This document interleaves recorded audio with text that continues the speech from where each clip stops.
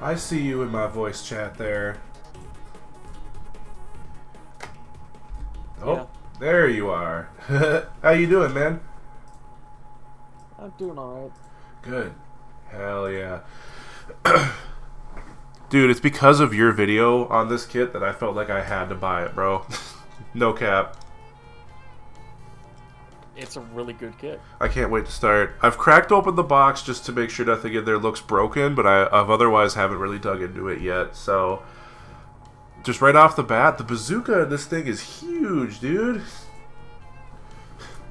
Yeah. It's way bigger than like I thought. Cuban cigar. Shit, literally.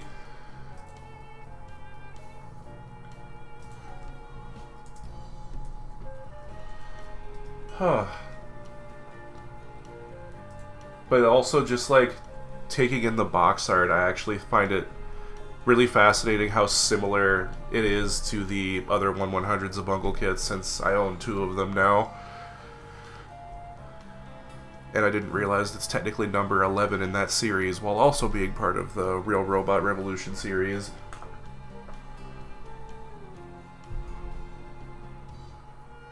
That makes sense thinking about it. Yeah.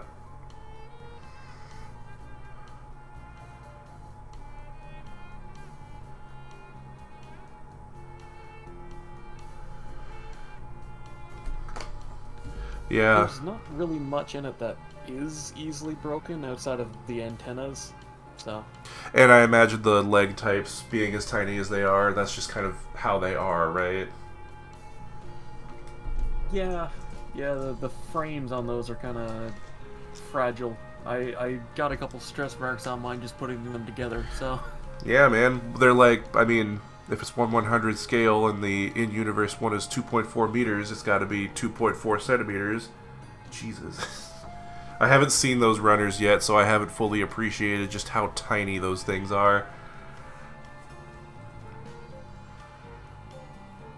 Some lovely box art on this thing, though.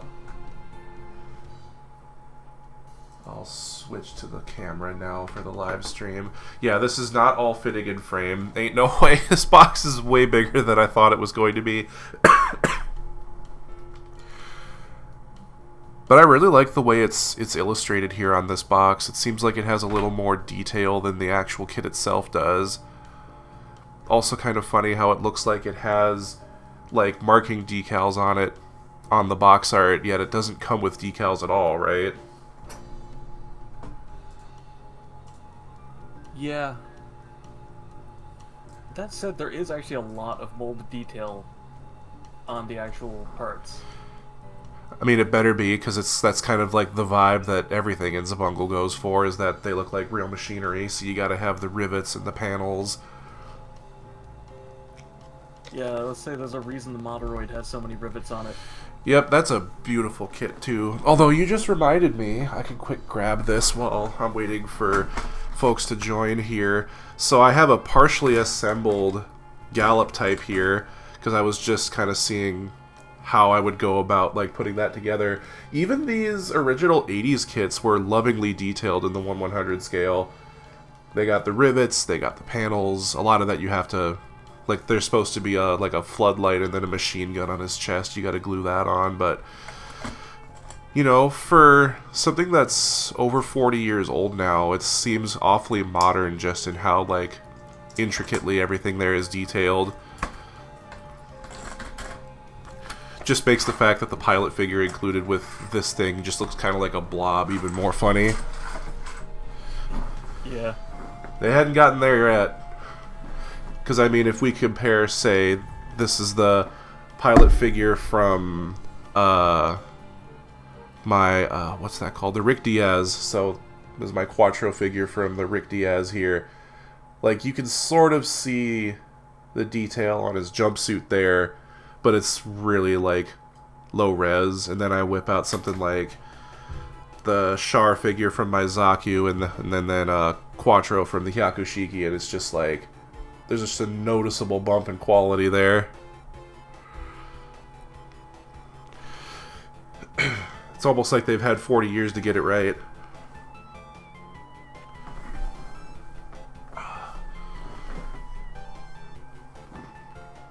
I will say the pilots in the Gallia are okay.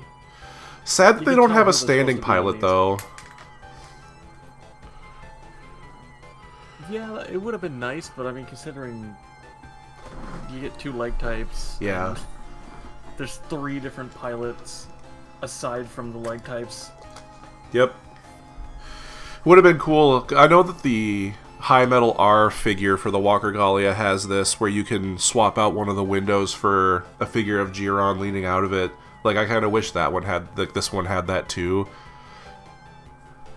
Man, I really wish it had that now. Reference to the second opening, right? If I remember correctly. Bonkers that those figures and those action figures are fully painted too. Makes sense why they're $300 a piece. Like, holy shit, dude. Yeah.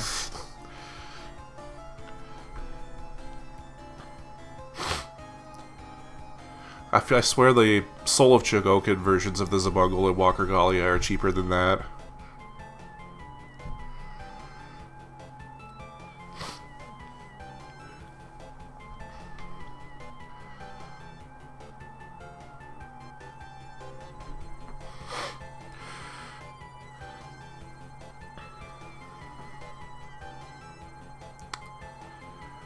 Just give it a couple more minutes here.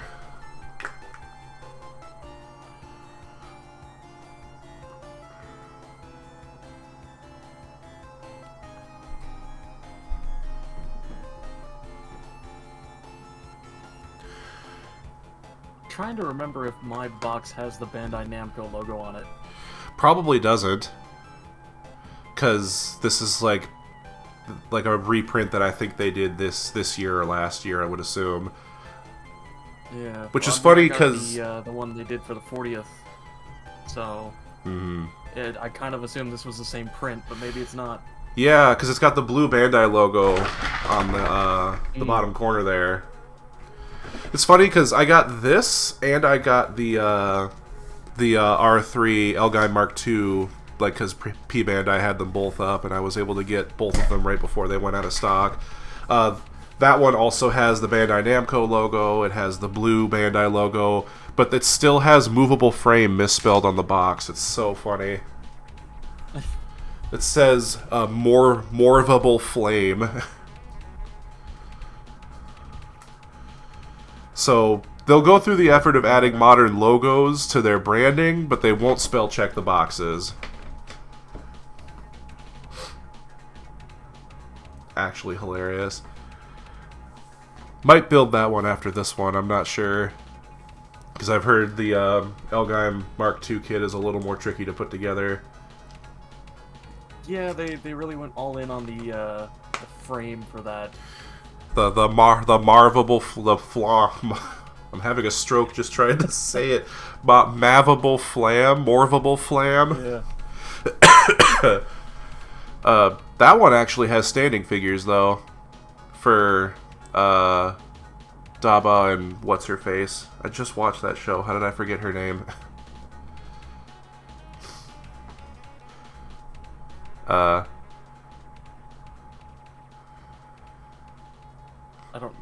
I don't know off the top of my head what figures are in it, so I wouldn't.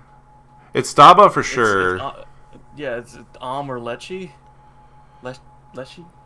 It's not Leshy, I know spelled that with two much. C's. I don't. It's not the redheaded girl, I know that much.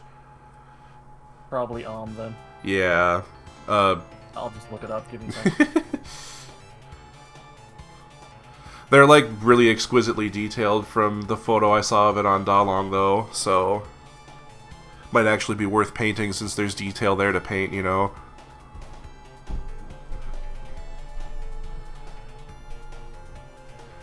I'm just gonna start cracking this open. I think I've waited long enough.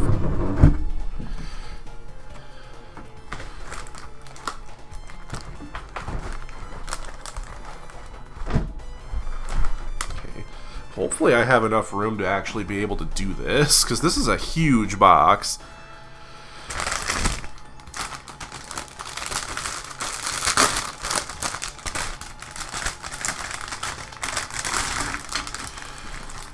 See here. You know you're in for a good time when the runner letters go up to Q. Oh, my internet's acting up. Uh-oh. I can hear you now. Yeah, it dropped for a second there. That's not good. Oh. I was just commenting on how I think it's funny that the runner letters in this kit go up to Q, and Q is for the tires here. Like, the only time I feel like using rubber in a model kit is actually, like, makes sense, because in the Master Grade Dunbine it was just frustrating. Yeah, damn, that bazooka is massive, though. That is way bigger than I thought that was going to be. What is that? It is funny that it almost gets a full runner basically to itself. Yeah, I know, right? I mean, the, what do they call it? The Buster Launcher in the L-Guy Mark II. I know that one is taller than the kit itself, and I think taller than any kit I have in my collection. Yeah, but the Buster Launcher is just that big. Yeah, it's awesome. It's just a huge, like, artillery cannon. Yep. There's a reason why they gotta plug 3 jacks in to power the damn thing. And if your heavy metal isn't tuned to that kind of energy output, it fries your, like, electronics until you could recharge. This is a lovely shade of green here. I mean, it has to be, because it's the primary color. Yeah, it's a nice, like, aqua kind of color. Because, like, hopefully I could do this without making a mess, because I have the original 1144th Gallia, but it's disintegrating because I haven't attempted to glue it yet. Oh, that is not coming across on stream at all, but the original kit has a much darker hue of green than this one does. Like, I feel like the R3 kit has a more accurate shade of green. Yeah. Put that back. I find with a lot of those older kits, what they did is with the main color plastic, they basically, like, pre-shaded with the plastic. That's how it feels to me. Yeah, I mean, because, like, I have the Hoe Buggy, I have the Gallop, and I have the Caprico. And the Caprico is, like, pretty much all that, like, sand blue color. And then the Hoe Buggy and the Gallop are, like, all in that tan color that most of their, like, design uses, so... Yeah, when I painted my Hoe Buggy, I may have went a little saturated with the tan. It kind of looks more yellow. Hey, it's a kid's toy version now, right? I mean, I just kind of assumed that it was like with all the other bad VHS rips where the colors were completely washed out, but apparently not. Gotta love badly preserved 80s anime, right? Makes me wonder how it looks on the Blu-ray.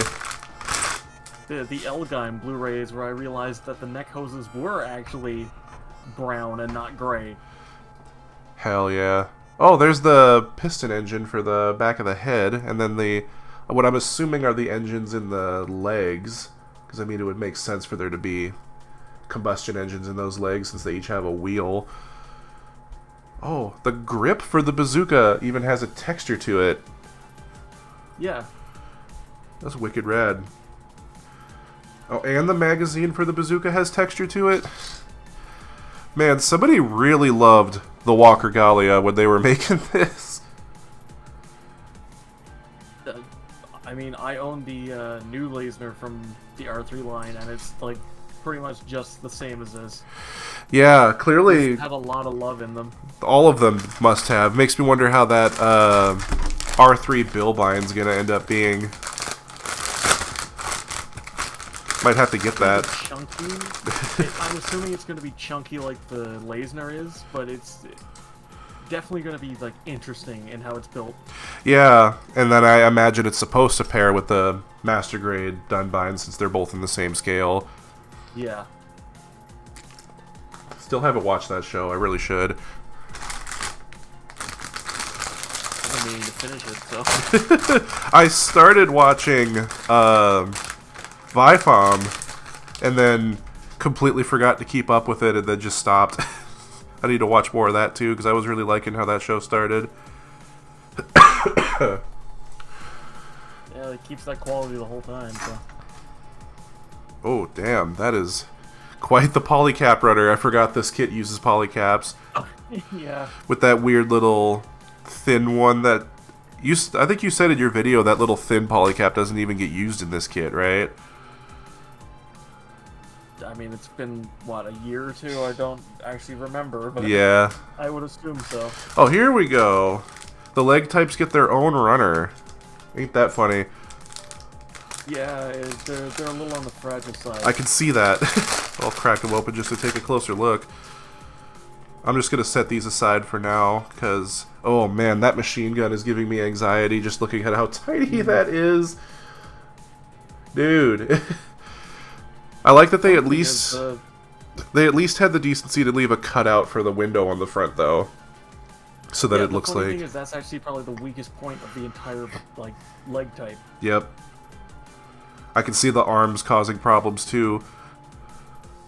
Yeah, weird that they didn't give a peg for the, like, people that you're supposed to sit in them to, like, actually, like, tab into these things, though. Yeah, I ended up just blue tacking them on. Yeah, I'm probably just gonna glue them on, because they're only in a sitting pose, and it's not like you could put them in the Gallia.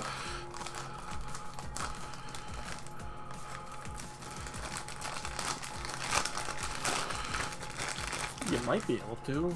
I guess I'll look, because I'll grab that runner. I'll grab that runner next, but orange parts there.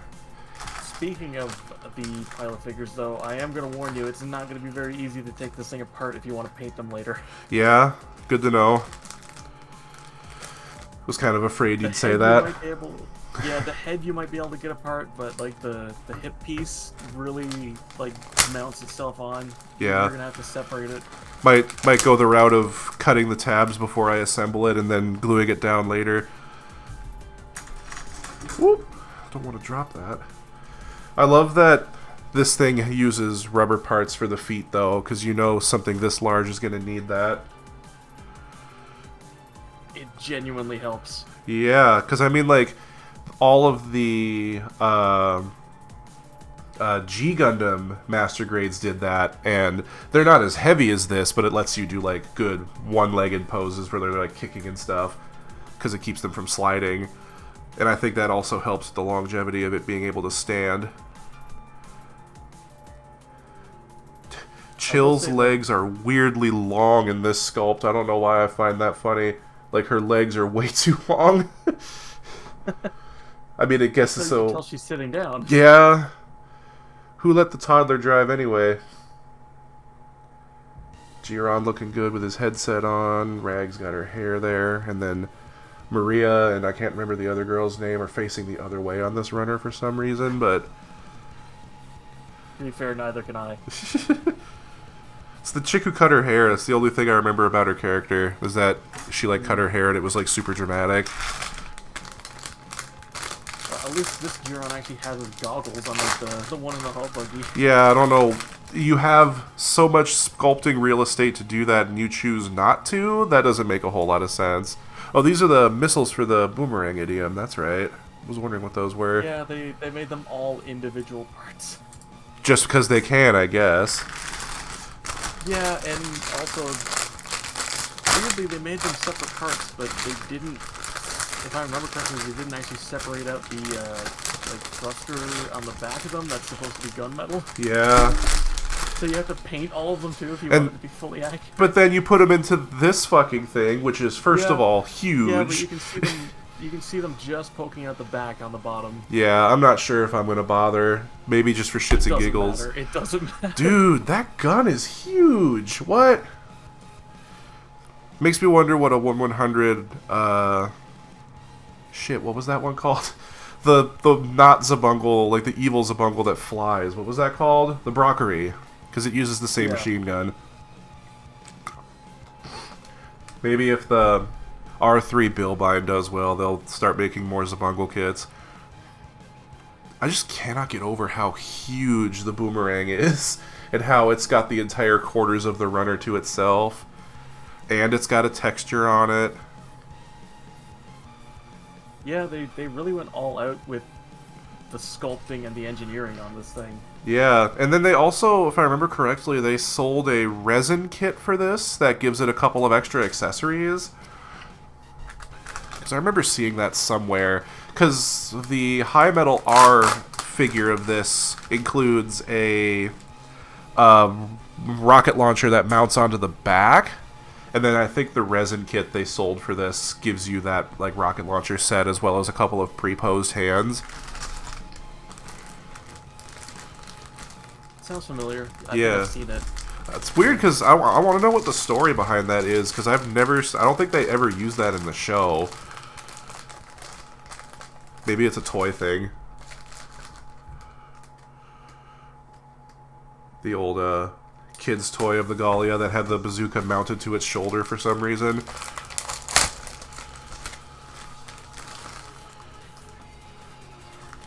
Metal rods. I do like that. Huh. Yeah, that's for the wheels. For the wheels? So they actually spin better, yeah. Yeah, the Motoroid Zabungle did that too. And you do get the pamphlet with all the info about designing this kit and such, with the drawing on the back. They do still include that. I'm glad they never took that out. That is quite the color guide.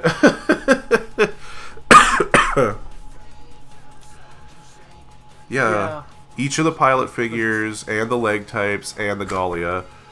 That's the that's the front of the manual? That is a clusterfuck. I guess it's probably trying to reference the old manuals for that. Yeah, it is funny that like almost the entire back half is just color guide. And then the front is the color guide and the back is just like, hey, if you don't know what Zabungle is, here you go.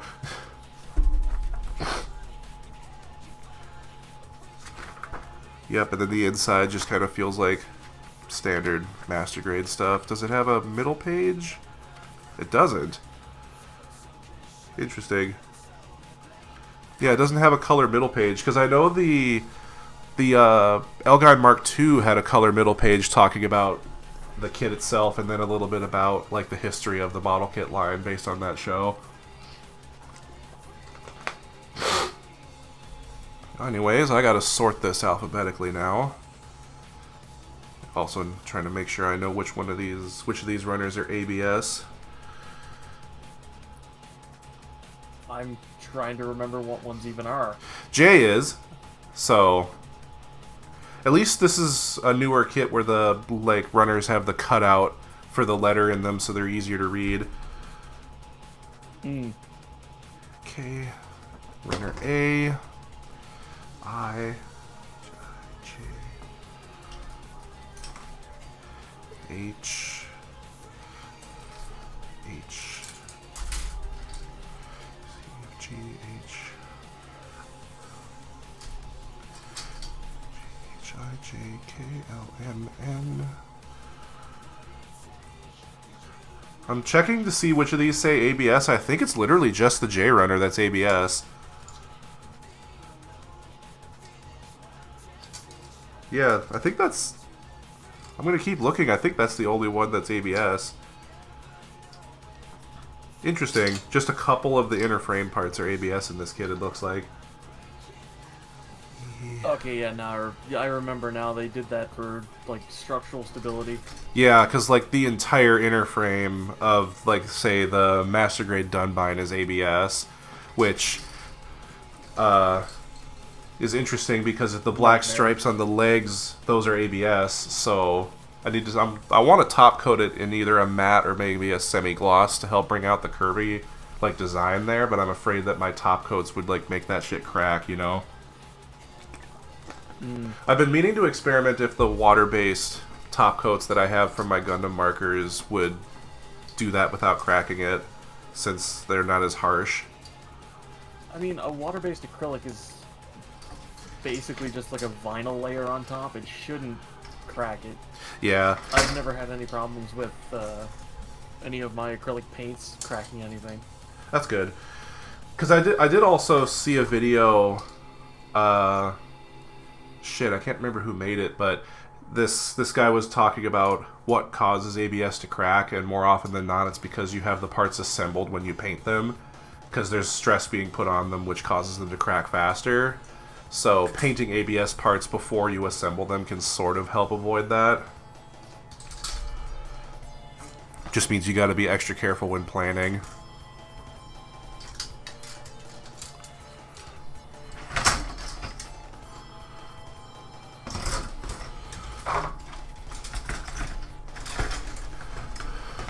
At least the box being nice and spacious means I shouldn't have a problem keeping all this organized. Although, all these tiny ass runners are going to be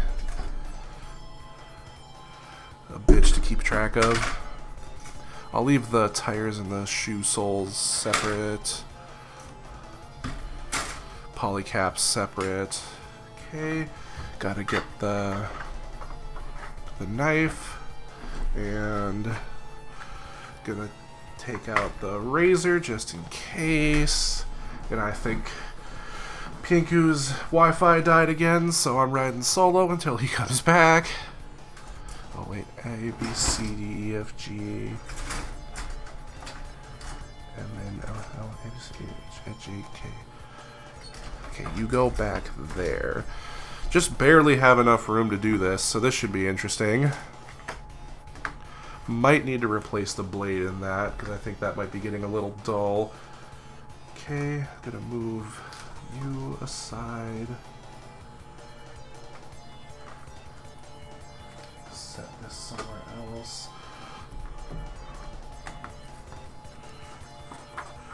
So I'm just gonna quick look at the runner list in the manual here. Polystyrene, TPE, polyethyl, polystyrene. Interesting, yeah. So it is, Runner J is the only runner in the kit that's made of ABS, so doesn't have a whole lot of ABS to it. Yep, his Wi-Fi definitely just died because he is just left the voice chat. I'm sure he'll be back as soon as he gets it back, though. Alright. I think I'm just going to jump into it.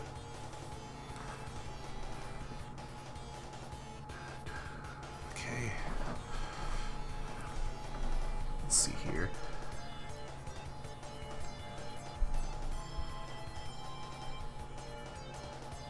Alright.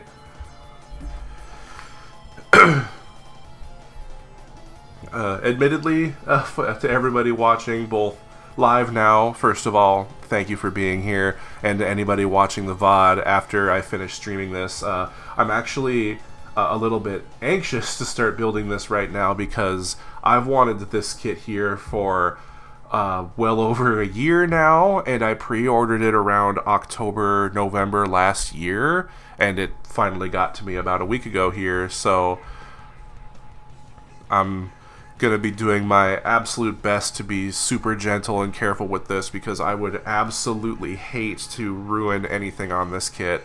So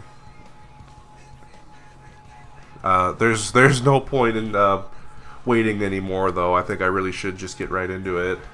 So somebody's trying to message me. Give me 1 second here.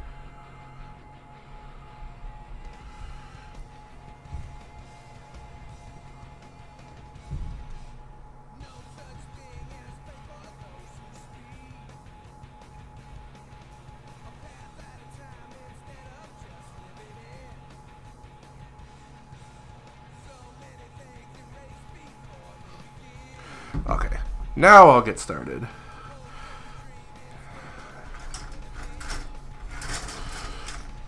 The first part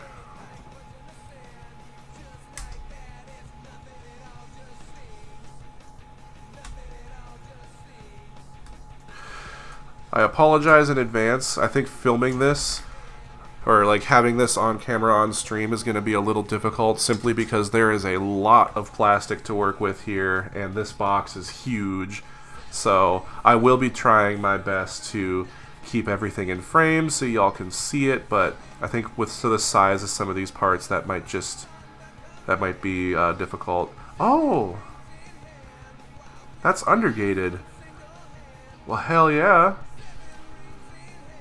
I shouldn't be surprised since everything else has been so premium up until this point. Yeah, of course this would be undergated. Is that undergate? That's not an undergate.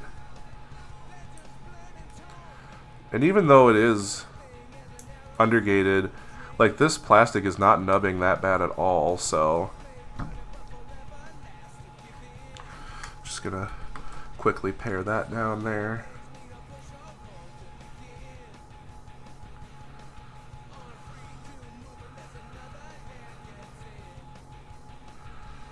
always cut away from you. If that means changing how you're holding the part, then do it.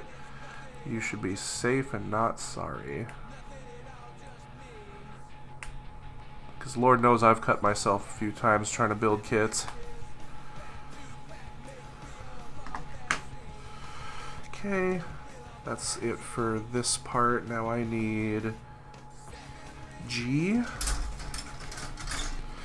I'm terribly sorry if whenever I bump a runner against the microphone it peaks. I have to have the gain turned up, otherwise you folks can't hear me for some reason. So if there was another way I could go about that, I would. But as of right now, I feel like that's really the only thing I can do.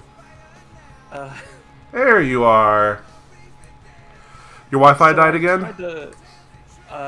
No, actually, I tried to open my editing software so I could do some work while we were chatting, and my PC did not like that and shut down. Oh, hell no. What are you trying to edit right now? I was just trying to get, like, a review done, and it just overheated or something and just crashed. I'm surprised with no. how loud the fan on my MacBook is right now. I'm surprised I'm able to stream at all. Because this thing is not very good. Apparently trying to talk with you on Discord and have the stream open and also try and edit Jinx things, and it did not like it. So I'm not tempting fate again, I'll just watch the stream. Much appreciated. I just cut out this part and I just realized that is the steering wheel on there, and I absolutely adore that. But I want everybody who's watching this and is maybe not familiar with this kit or Zabungle to appreciate how absolutely microscopic that steering wheel is. You painted the steering wheel on yours? Yeah. Yeah, man. I'm guessing you painted it like brown. Yeah. Well, like the full interior. The full interior is the size of an M&M. That's it right there. I painted the controls in the lower half too. Yeah. I love it. I just can't get over that they control these things with foot pedals and a steering wheel. That's so hilarious, but like awesome. Like, I've genuinely been trying to think how piloting a walker machine would work, like with that control setup, because somebody either officially or like a fan thing did do a breakdown of how mobile suits are piloted, and it seems to me like, whoa, Jesus. Good thing I saw where that fell. But it seems like the way mobile suits are piloted, it's a lot of macros that you have programmed into your machine, and then you push like a button and your mech does them. Which I think is kind of how Gundam Battle Operations sort of explains it, because a lot of similar looking mobile suits will do similar actions for like beam saber swings and stuff, so... But yeah, steering wheel, foot pedal, and a gear shifter. Now make the two-legged thing walk.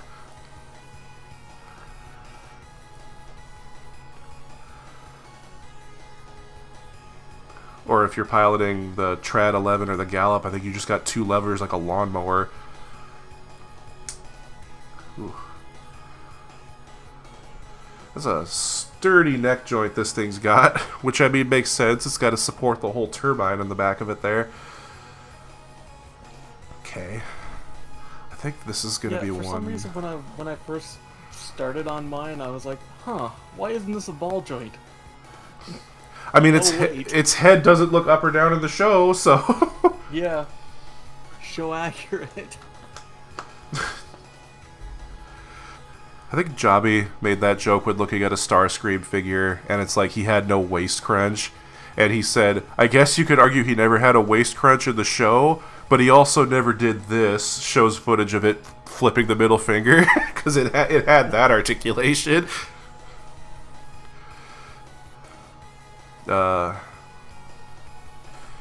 It's funny, because I was talking about how the boomerang idiom and the bazooka are way bigger than I thought they were going to be. The head is a little smaller than I thought it was going to be. Yeah, the head is actually about the same size as the Zabungles. Makes sense. Yeah, both two-seaters, yeah. It's funny how the lower half of the Gallia technically is 2 seats, but like once you've combined the Gallia wheel with the Gallia hover, what's the point of having a second person sitting down there?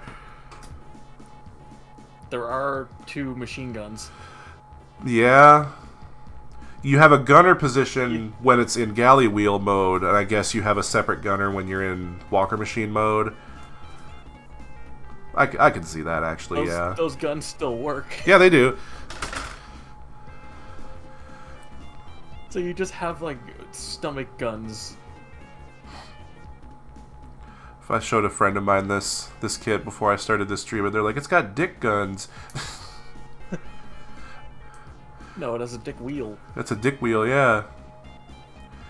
It's like Heelys, but cooler. I'm gonna put Rag in the cooler cockpit. is the right word, but I'm gonna put Rag in the cockpit instead of the gunner seat. I think she'll look better up there. This nub is freaking me out, though. I planned ahead for the Zabungle, so I put Giron and Chill in it, and then I put Elchie and Rag both in the Zabungle together because I thought it was funny. I think that's what I did too, just because it's funny. Like I just love how they're in a seated position, but their hole in between their legs is the tab that holds them in. So on their own, they look really bizarre.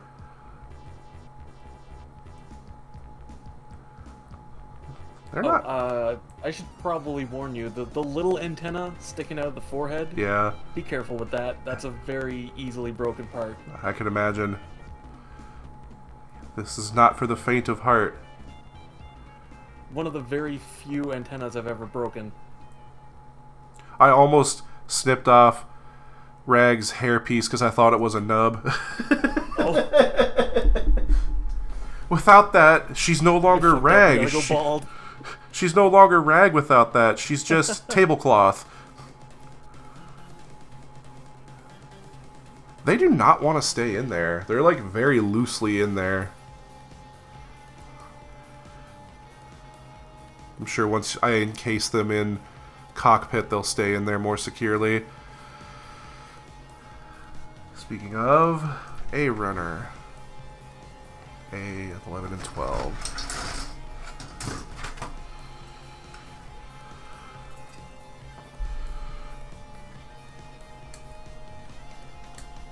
See, curious to see how bad nubs show up on this green plastic.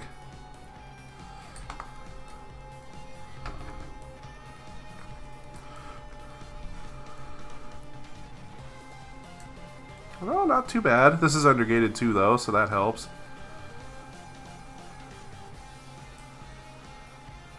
Oops.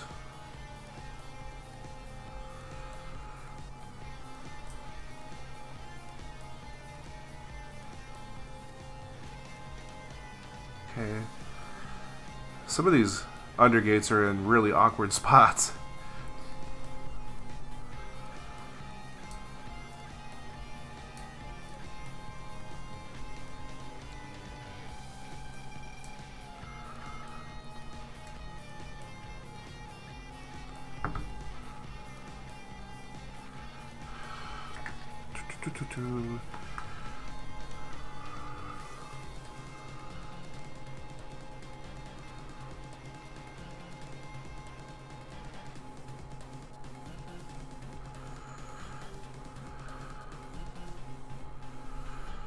Should have picked up the Lasner when it was in stock so I could say I have a complete R3 collection.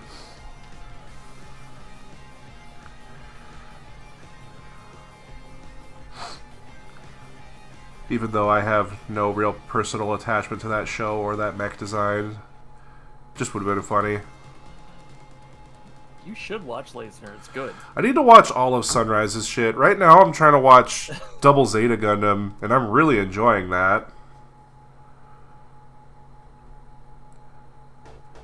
I was trying to finish watching that so I can finally watch Char's Counterattack, because I've still not seen that, but they're taking it off Netflix before I'll be able to finish Double Zeta Gundam.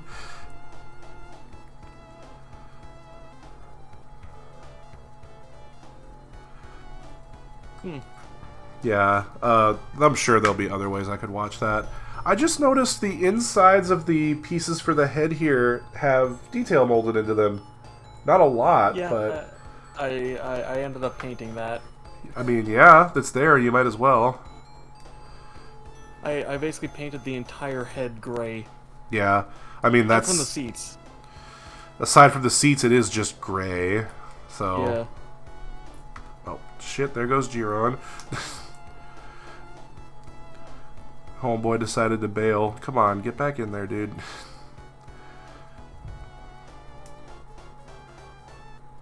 Oh, there's still nub on those parts. That's why they're not going together. Jesus. Like I said, one of those undergates is in a really awkward position. That's why I'm happy I have a part separator. There's always one nub on a kit that you're just like, why'd you put that there? Dude, building these old school Zabungle kits, it really just feels like, nah, just connect those to the runner somehow. It doesn't matter. Yeah. I mean, that's probably literally how it was. It was just like, here's the mold, just make it into a runner somehow. Makes you really appreciate the thought that they put into how these things are placed on modern kits. Yeah, that reminds me of building the Wave Corporation Galliant. Yeah. Like, that thing is insanely well engineered. It's because you have to do that to be competitive in the model kit market these days, because Bandai made their kits too good. There we go. I almost... Huh? I was gonna say, to be fair, they did make the chain whip just one piece of plastic, which I mean, the Moderoid coming out at least makes that a wire so it can be posable. Yeah. Is it like the old school shit where you got to take a heat gun to it to bend it into shape? Because that's what they did with the old Gundam hammer. You had to bend that bitch into shape yourself. Thankfully, it's thin enough that I just sort of bent it into the pose I wanted, and there you go. Well, to be fair, the pose I wanted is it coming out of the holster anyway. Yeah. So it's mounted on both ends, and I think it just permanently is bent in that shape now. Well, that's all it needs to do, right? I'm wondering if the Assault Galliant they're coming out with, the one that has the shield. Yeah. Because they are releasing that as a separate kit. I'm wondering if that has a wire for the chain or not. These days, I feel like it's almost expected to have at least... I feel like at least the pre-made plastic chain that, like, the old Gundam Master Grades came with. Like, you can't pose that without a stand, but at least it's not a static object, right? Yeah, but I heard that when they went to do the Assault Galliant, they actually, upgraded the base kit with feedback from, well, the first release. Yeah. So I'm hoping that the changes they made are for the better. Seems like that's what Bandai's doing with their IBO kits now, from what I can tell. Because I guess the Barbatos kit had a couple of problems that people didn't realize until a couple years after it came out. The Master Grade? Yeah, like with joints getting loose because of their design. They completely overhauled the frame. So the Vidar is even more sturdy, and I imagine the Lupus is going to be even more sturdy still. Make a Master Grade Aerial, damn it, not a Master Grade SD. Well, you have the full mechanics, just because it doesn't have an inner frame. Or, it's the inner frame. The Aerial's inner. The MGSD shows you what it looks like. It's an inner frame. Fair. For me, it's the inner frame and having pilot figures that are really special about 1/100 kits, because they help solidify to me how tall these things actually are. Plus, it's fun to have a collection of miniature versions of your favorite anime characters. But I don't want to have to buy an action figure of Soletta just to have a 1/100 scale version of her. Yeah, that was evil. That was evil. At least they're pre-painted, so they look nice without you needing to do anything. The thing with that is that it's pre-painted on the front and back of clear plastic, so she's hollow through the center. Oh, lovely. Yeah, I don't have that, a hologram of her. Hell I don't yeah. have it. I've seen pictures of it from other angles aside from the ones they showed off in the promotional images, and damn you, Bandai. He can't keep getting away Honestly, with this. it's not so much paint as it is like a tampograph print. Yeah, that probably makes more sense, actually. Yeah, which is why it Lazy. doesn't leak all the way. I would much rather have an all-white pilot figure that I have to paint myself, because at least it looks decent enough just as an all-white thing, you know? Yeah. Oh, I forgot to... I cut out 2 of the wrong part. I was supposed to cut out the side doors for the sides of the head. I cut out 2 of the mouth vent. Because, I mean, all of the yellow parts are duplicated, which makes sense, since there's a lot of mirroring going on there. Yeah, the yellow and red, and I think one of the other runners, they didn't, like, cut out the usual, like, turnstile cutoffs. They just straight up left them in. Yeah, I wonder if it's just cheaper to do that. Because I know a lot of, like, Chinese companies will just straight up give you 2 of a runner for only a couple of pieces that need to be mirrored. I remember the high-grade narrative Gundam, the C-Packs, basically had, like, almost the entire regular narrative Gundam in it.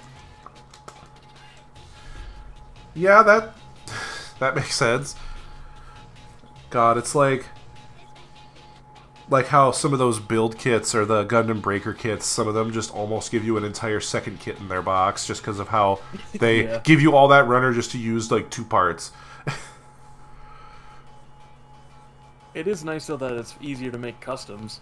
Oh yeah, I mean, I cut off one of the leftover parts from, I don't remember the name of the kit from Gundam Breaker, the like God Gundam, but it kicks. So like I just cut off this part to practice. Blazing, I think? Yeah, the Blazing Gundam. So I cut off this leftover part there just to practice scribing on it, because you know why not? It's not like I have a kit to build with that.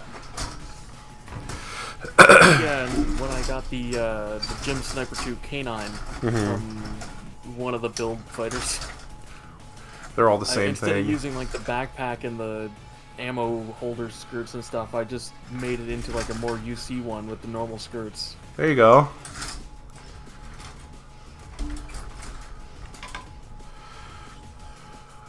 Putting the piston engine in. Hell yeah. I really love the removable panels on this. Yeah, I mean, it doesn't have a full interframe, but with what little it does have, you want to show it off. Yeah, it's a nice middle ground, I find. It's what a lot of older Master Grades did, because they didn't have complete interframes, but if they had enough space to put inner detail in, they would give you a panel to open or remove, you know? Because, like, I have the Master Grade Rick Diaz, and it actually uses polycap joints to hold on some of the armor, so it's easier to take it off and put it back on. Because the legs have a bit of like bolded detail for a fake inner frame. It doesn't actually have an inner frame. Okay, it is just now occurring to me how massive that engine is compared to how tiny they are. Yeah. Dude, no wonder Jiron wears like headphones all the time. He's probably go deaf if he didn't. Even though I don't think the Zabungle's engine is in its head. Because that one has an engine in its back, at the very least. Mm. I love that the Hasagawa Zabungle kit has that fully molded, and it has Innocent molded into the engine itself, although it's spelled wrong. They spelled it with 1 N instead of 2.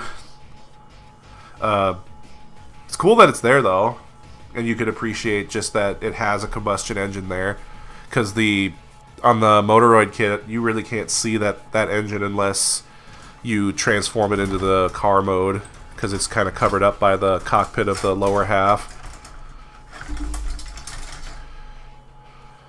Though, to be fair, that is pretty show accurate. You don't really see it much. No, I mean, the most show-accurate one in that regard is the high grade here, where it's just that little panel back there. To be fair, the high grade is the most show accurate because it cheats. It does cheat. It's a parts former, but... I didn't realize how show accurate the high grade was until I was making my own video review of it, looking up like pictures of it and such, and I was actually like really impressed with how show accurate it is. You need to paint some of that to get most of that detail, but I think it's just shows that somebody at Bandai does give a shit about these shows. Not enough people do, but some people do.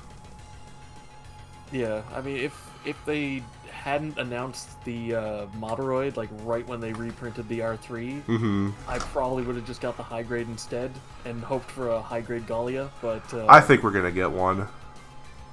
I am very happy having the Moderoid and R3 next to each other with all the rivets and everything on them. It can't gets wait. across like the aesthetic of Zabungle better. Yeah. Because I'm tempted to do a weathered-looking paint job on this. At least some sort of, like, dirt or oil wash to bring out these rivets. Because these are things that are meant to look like construction equipment or, like, mining equipment. So, like, make them look dirty to, like, make them look the way they're supposed to. Tempted to use some generic water slides I have to give them warning signs and such, too. But I'm not sure if I want to do that just yet.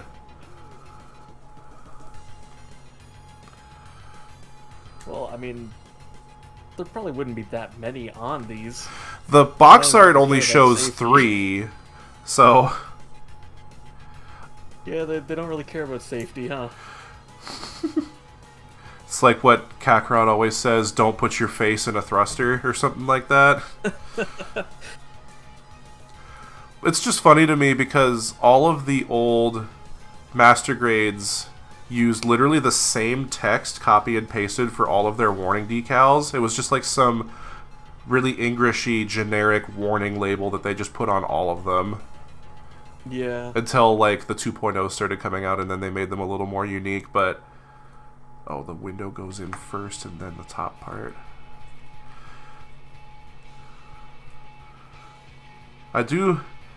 It's probably not going to show up on camera because this is a clear part, but I love that they bolted in the windshield wipers. Yeah, and also the side struts are molded in. I'm actually going to take a quick peek at this here, closer to my face. I mean, hey, the 1144th Gallia had the windshield wipers molded in too, so this thing has no excuse.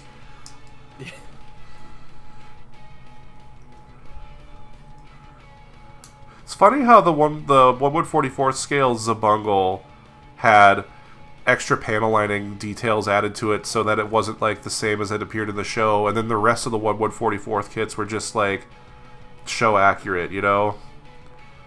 They realized their mistake. Because all the 1100 kits did that, and they came with extra metal parts and such.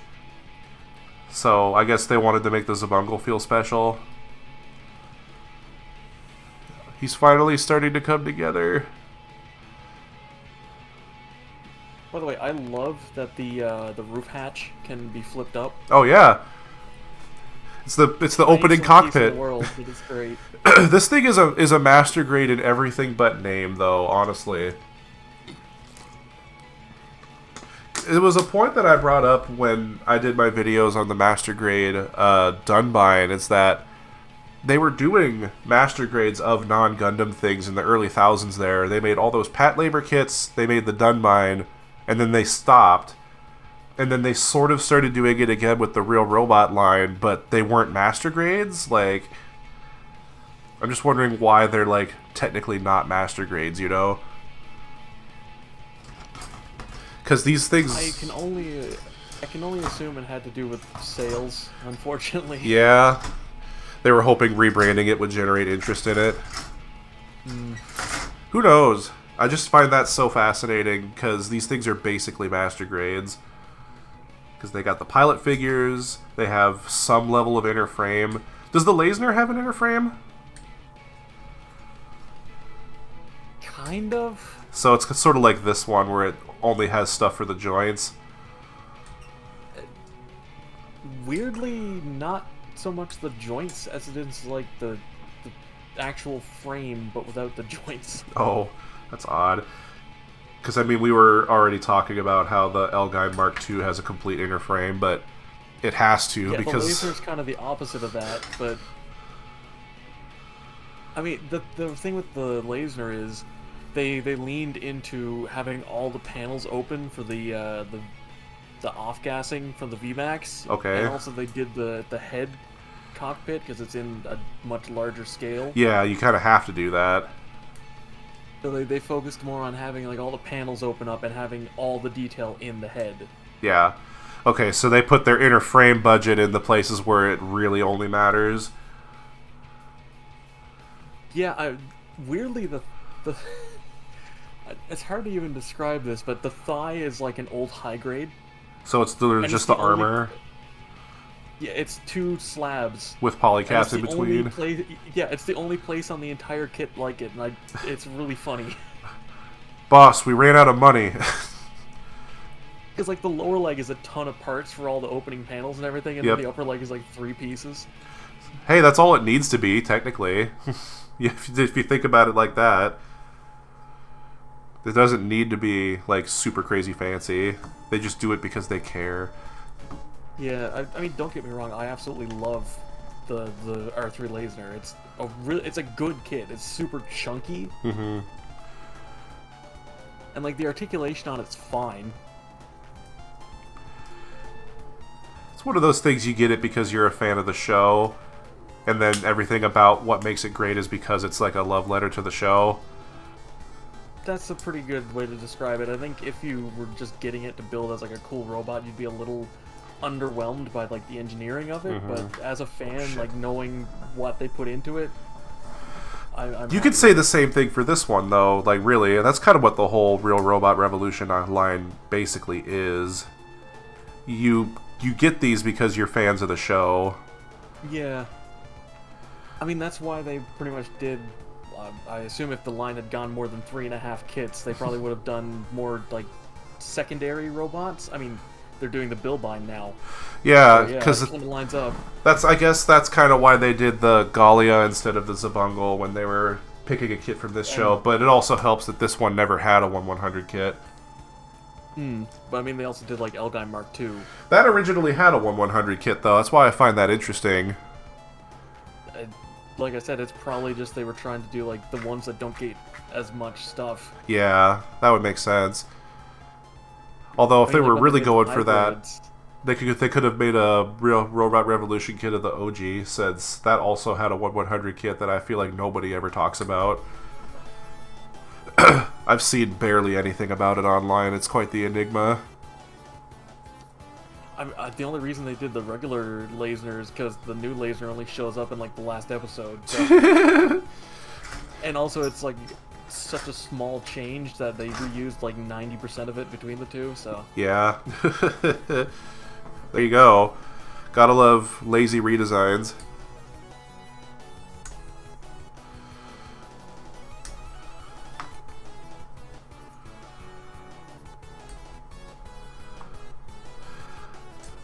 I love how... I'm really hoping that you got good polycaps. Seems like I do. I mean... I don't know how good of a gauge this is, but this feels like a really dense runner. Actually, let me check the... I can never remember how to read the print dials on these. Are you able to see that on my stream there? There's a little bit of a delay. Yeah, I'm holding it up. So I'll hold it up for a couple seconds so you can hopefully read it there.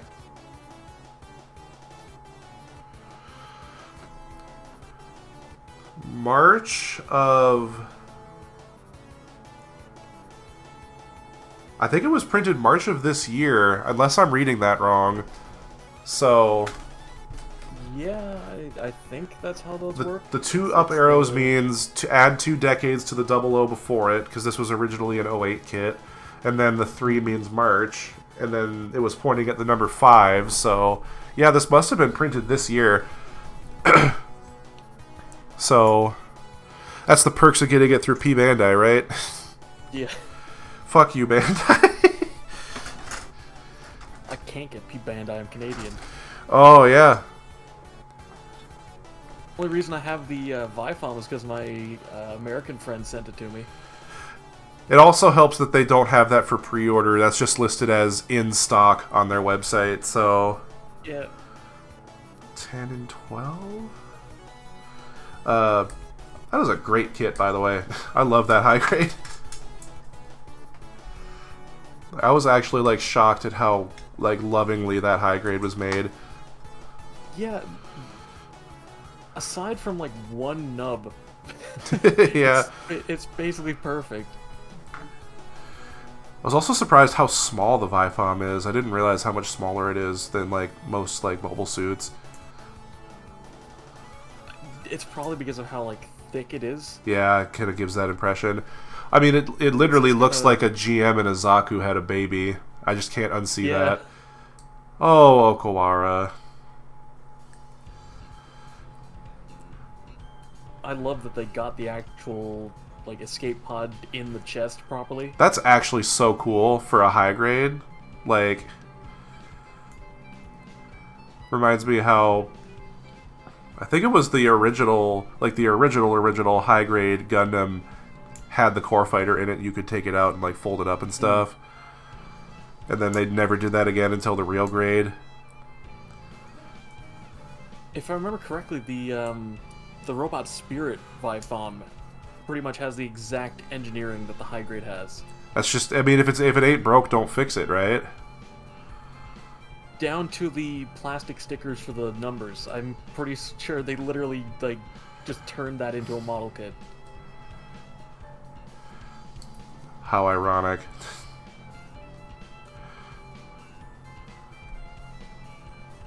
That's quite the nub Speaking there. of that, I do kind of want to track down the orange one at some point. Orange Vifom? Yeah, it's like a training model. Oh, or okay. something along those lines. Yeah, It's yeah. been a while since I watched Vifom, but yeah, I love orange mechs anyway, so... I love green ones, that's why I wanted to get this one. It's also why I picked up a high-grade Finis Renacita, because I was actually traveling for work at the time and had a chance to stop at a hobby shop where I was at. I was in upstate New York, and they had the Master Grade on the shelf, but I had to fly back to where I live, and I did not have enough room in my suitcase for a Master Grade, so I was like, I'll get the high grade, and that just barely fit. Perfect. Great for the memories, though, I must say.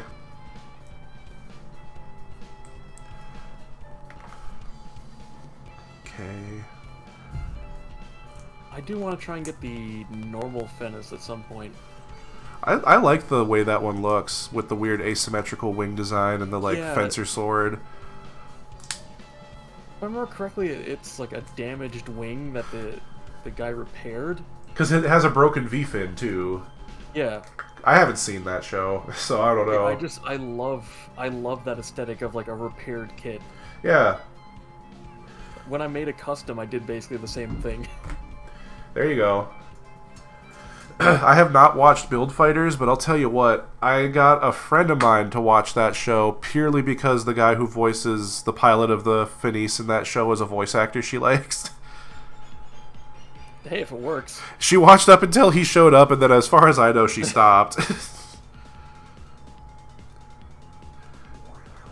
Because I feel like if you're not already a Gundam fan, a lot of what makes that show appealing kind of gets lost on you, because it's deep cut after deep cut about Universal Century and stuff like that, so...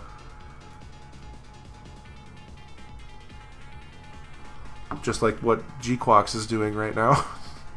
Yeah. There's some jokes.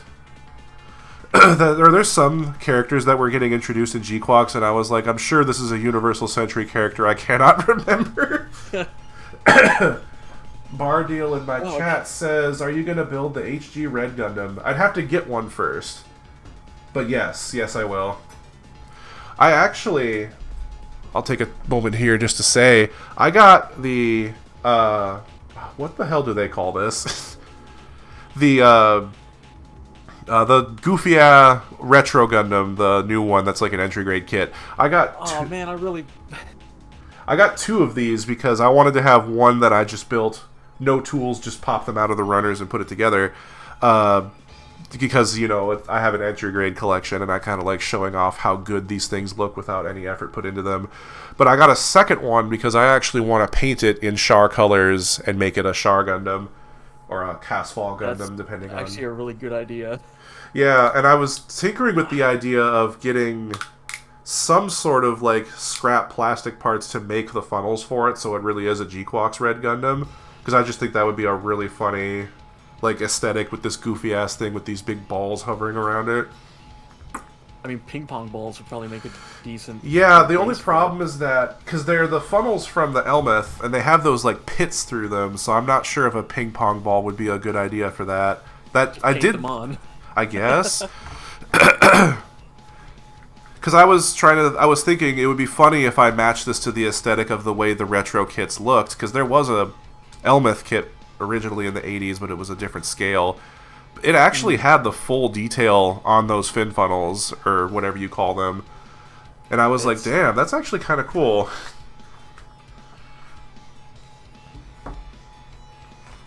Speaking of the Elmeth, G-Quox spoilers, how about last week's episode? That came out of fucking nowhere. Honestly, all the fan art I see of like Turn A and Ideon showing up instead is more interesting. Just people putting random stuff getting hoisted out of the ocean, though. A Turn A would be hilarious. That would Dude, that would be so funny. Well, wasn't the twist with that show that literally everything up until that point, like in the Gundam franchise, had actually happened, and then the exactly. Humanity like wipes itself out? I haven't seen Turn A. That's another one I really should watch. What about 3D printing? I don't have a 3D printer, but that's a good idea. I don't have the space or the money for that right now. I just dropped a bit of money on an airbrushing setup that I haven't had a chance to use yet. I really got to get a new airbrush. I bought a random cheapo one off Amazon that had decent reviews because I wasn't about to drop like $100 just on an airbrush, because I'm not even entirely sure how much of that I'll use. Because like I have the Gundam Marker airbrush system, and I really like using that. So I wanted something that could be a little more flexible. To me. It's fun, dude. The only like real drawback is if you have the canned air it comes with, it's kind of shitty to use that because you can't really control the air pressure. It's gonna run out on you, and it stinks too. I got an air compressor that I'm just gonna start using with that thing going forward. And then making the ink come out of the marker is kind of tedious, but you know, other than that, it's actually really fun. And it paints really good too. Hey Austin, what's up? One of my coworkers is in my chat right now. Oh. I hope you have good ventilation if you're using marker airbrushing. Yeah, I do. I got a airbrushing booth, or like a spray booth that has a little fan and a hose that you can feed out a window. Okay, so that'll help a lot. It's not giving you like 11 different cancers. That's good. Yeah, and I wear face covering whenever I use it, and I have the window open. So I mean, I use water-based acrylics, and I still wear like a proper respirator. I need to get a respirator. They're not that expensive. Have you tried the Sna Blade King? I don't know what that is, Bardiel. So no, I have not. SNAA Blade King. I'm not sure what they're referring to.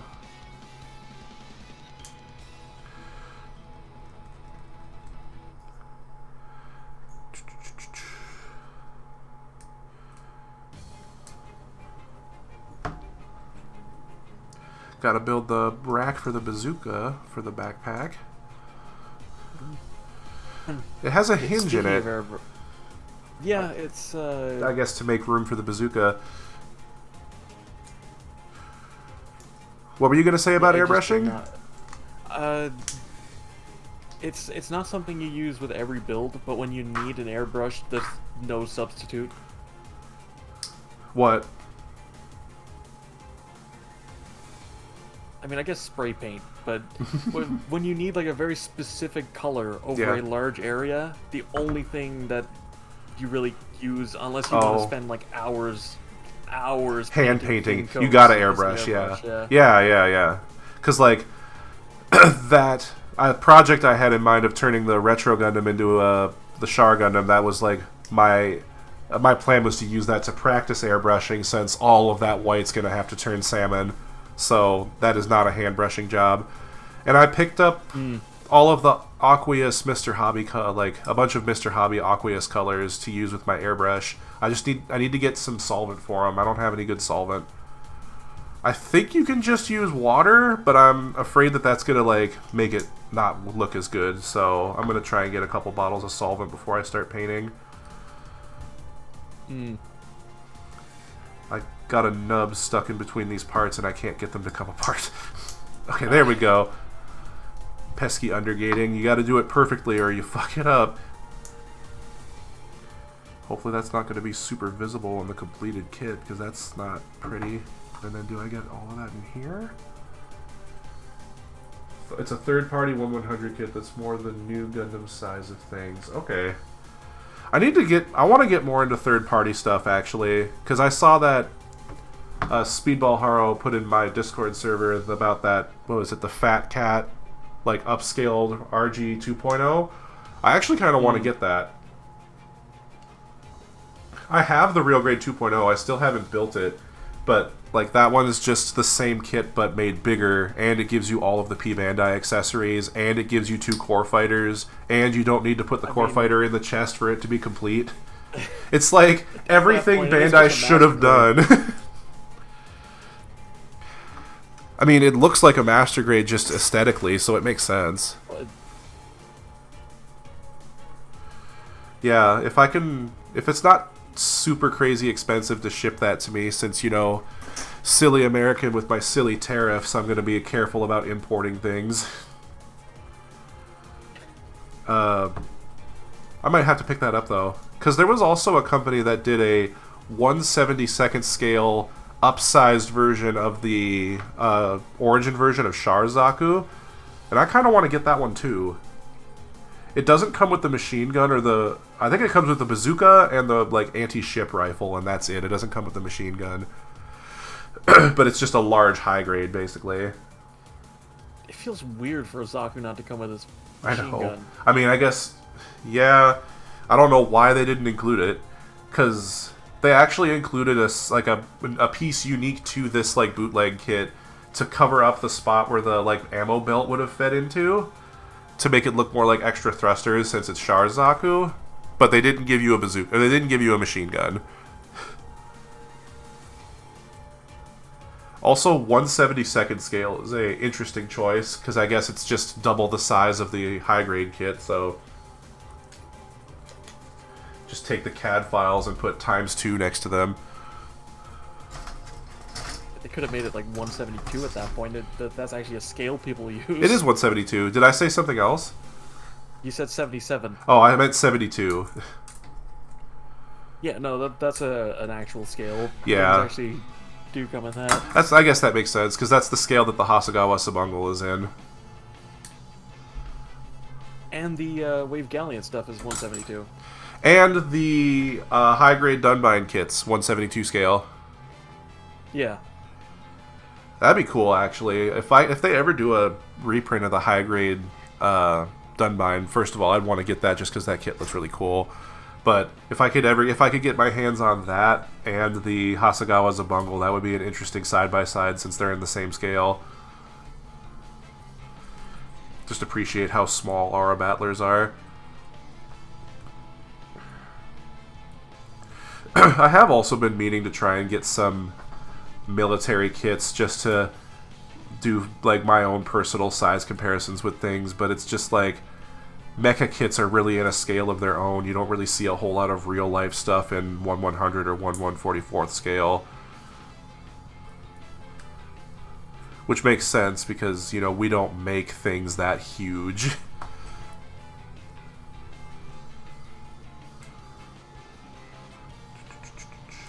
Now that said, you can still get stuff in those scales. Yeah. Like, I think it would be But cool to have, like, a fighter jet in scale with, like, a Gundam, just so you could see how they compare to each other. Or, like, a tank. Are you on Blue Sky at all? Because I was following this guy who, for shits and giggles, took the Master Grade gun tank and put a GM body on the top of it. And I was like, that actually looks really cool. And they fit too. The mass production gank tank. I briefly chatted with him about it in his replies, and we kind of both agreed that it would actually make a lot of sense to put a GM cannon up there for the tank vibe, and then you could put whatever you want in its hands for the extra firepower, and then it's the true, like, Federation version of the Zaku tank. I just think it's cool that the GM fits, like, on the core fighter, though.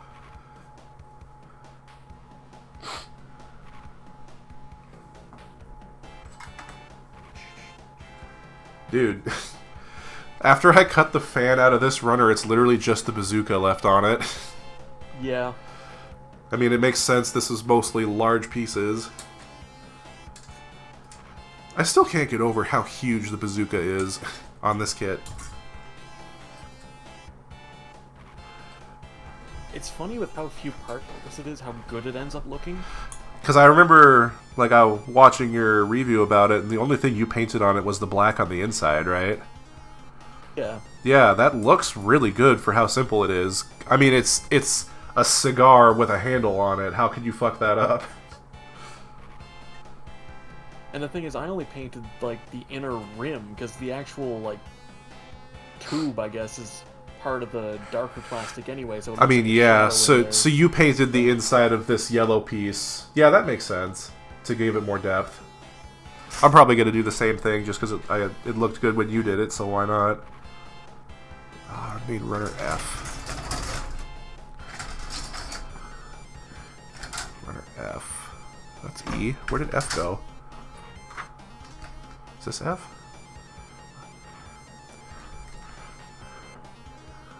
I spent all this time putting these runners in order, and now I'm getting confused. I could find E and I could find G. I don't know where F went.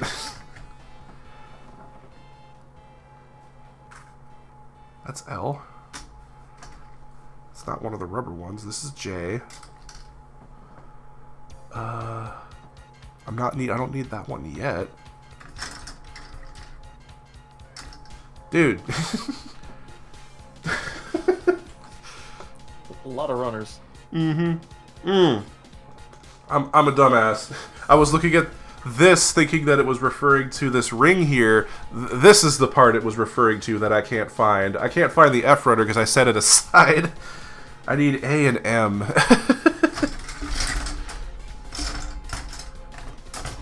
Well, that might help. Yep. Did you watch that new Zabungle animation that they put out last month? Yeah. Charming. If a little odd. Looked less weird than the Dunbine one, at least. Yeah, because I watched that one once I didn't realize what the side F thing was, because it was all in Japanese, and I was like, okay. And then I realized it was, like, new animation. I watched that, and I was like, yeah, this is new animation, alright. I guess they're doing it to practice, like, using new technology for future shows, is what they're doing. Seems like it, but then you look at Hathaway and it looks significantly better, so I don't... I mean, that's a finished product that they're putting way more money into. But it's also funny that the Dunbine and the Zabungle one did a lot of, like, 3D animation, which I guess makes sense. They were doing that a lot in Origin. I'm sure they were doing that in a few other things. You watch G-Quox, and I feel like it's just as much traditionally drawn as it is 3D rendered for the like, animation of the mobile suits.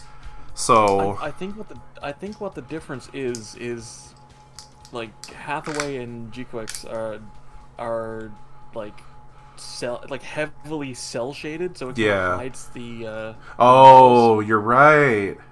I mean, that's kind of how like those old Dragon Ball Z games look so good, was because they were cell shaded. Yeah, because the Dunbine and the Zabungle like remake openings. Yeah. They had like a more the Dunbine one especially had sort of a watercolor look to it. Yeah, because that's kind of how the show looked almost. Well, it's how all like the promotional art looks. Yeah.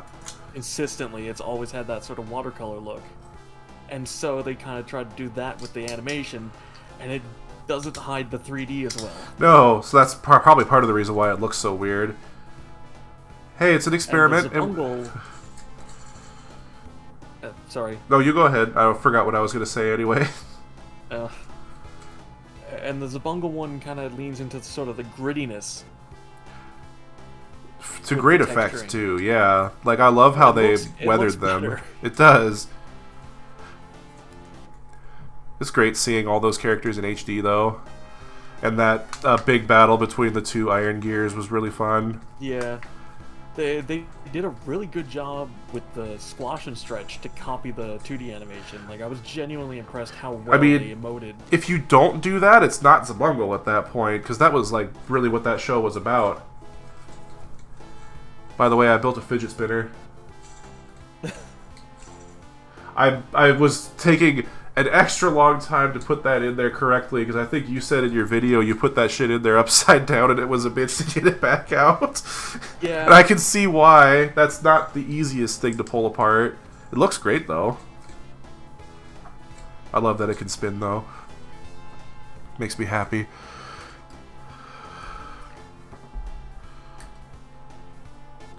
Although I think it's just funny with how front-heavy the Gallia hover is. Just does not make sense to me how this thing is able to float. Big fan. Big fan. That's all you need. Big fan. Well, actually, it does have a big-ass thruster bell underneath. That's true, it does. Funny how... Because this thing comes with clear parts for those red details in the, like, hips, I guess you could call it. And then it also comes with the red versions of it. Because I swear in the original show, they animated those to be thrusters to help get the legs into the air so it could combine with the top half. But yet this one comes with clear parts so that they can be spotlights instead. I think that is a difference between, like, either the original design and the show model, or old Poi and the show model. Like, okay. Still want to know what the story is with the weird spotlight you can put next to the head, though. That actually shows up in the show. Does it? I don't remember that.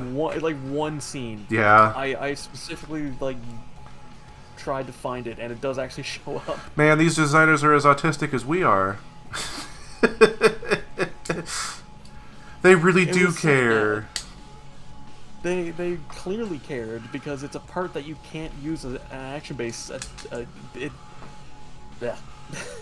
The action base adapter for the top goes over the area that connects to, so you can't actually have that on while it's up in the air. Bruh. Well, I just realized I forgot to put the poly cap in this part, so that's cool. I was wondering why it wasn't fitting super good. You know, I think I did the same thing. Well, that's comforting. Ah, shit. I gotta go back a page. I need PC-16. There you are. I had to separate one of the toes, like, right at the end because I forgot to put something in, and I ended up breaking one of the tabs. But yeah, so let it be known, not a beginner-friendly kit. As long as you pay attention. Me paying attention? Aw, you're cute. I mean, I managed to break the antenna, and that was, like, the first time I've ever done that, so... Yeah. It's got me thinking, I just recently bought the Master Grade Sharzagok, and I've heard the legs and arms on that one can be a little confusing, so that one should be interesting. That makes sense, because the mass production one has less inner detail than the Char one. Yeah, because I think the Char one, they have rubber parts for hoses for the detail, which is cool, but you have to feed it in there in a specific way, and from what I can tell, they have an extension gimmick that's supposed to, like, let them flex a little bit more and vaguely resemble the, like, punching that it does in the show. But if you aren't careful when pulling it out, you can disconnect them, and then it's miserable trying to get them back together. I guess cool that it does it, though. Like how the Master Grade GOG could completely tuck its arms under its shoulders like it does in the show without parts forming. because it has a whole ass like system in its body, which is largely hollow, just to tuck in the tops of the arms, and then the rest of it happens externally. High key, want to get that just because the design is so goofy, and seeing it in 1/100 scale would just be kind of silly. But I do not have the space for that. That thing is too big. That reminds me of how the Master Grade Act Guy comes with little divers and like water effect parts. Like, that's actually a great display kit right there, because they give you everything you would need to make it look cool as hell. Like, that one I would probably get before I get the GOG, actually, now that I think about it, just because you actually have a lot in that kit you can, like, play with. They even give you the, like, 1/100 scale versions of the 3 kids from that show to walk across its head. Yeah, and the, I think the Damashi includes, like, a little, like, printed cutout of them. Yeah. Sort of like how the new Big Zam action figure has a built-in projection for Dozel's, like, new type ghost. My friend's getting that, by the way. Hell yeah. Which means I get to review it. I can't wait for that. That's gonna be... Good luck filming that. That thing is massive, dude. It's like a good, like, 10 centimeters taller than the Oni Taijin, and the Oni Taijin was reaching my shelf when I was trying to review it, so I have no idea how I'm going to review that thing unless I just leave the legs off for the detail shots. I would love to one day get the Master Grade Perfect Zeong and do a video of that, but with the way I currently have my thing set up, like, this camera I have here for streaming is a webcam. It's a little lower than my phone, which I use to film my videos, but I think if I had the Perfect Grade Xeon standing on my desk, it would almost be touching my phone. I'd have to lay him, like, on his back sideways just to get it all in frame, because it's so massive.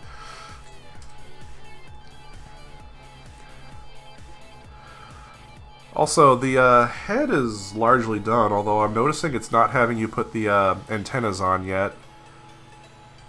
I guess I could put the machine gun on. Forgot that one. That's G. I mean... See, I can't remember if they wait for you to attach it to the other piece before you put them on, or... I'll figure it out. Yes, they do. Yeah, I think they do. I mean, that makes sense, since they're fragile. Save that. I mean, the head locks on to the, like, T-bar that the shoulder's attached to, so... Oh yeah, it does. I'm seeing that in the steps here. That's interesting, because the 1/144th kit does that too. That's smart engineering. You don't have to worry about it just falling apart. Yeah, like, because I mean, like you saw when I briefly brought it on camera here, mine is disintegrating because I haven't glued it yet. The head is holding together really well, though. And then you look at a kit like... I have the old 1/144th OG, and that thing's holding together like a champ. Like, because they deliberately say, don't glue this in the instructions, and that kit largely holds itself together without glue. Poses really good for a kid of its age, too. The good news is, this thing is built like a brick.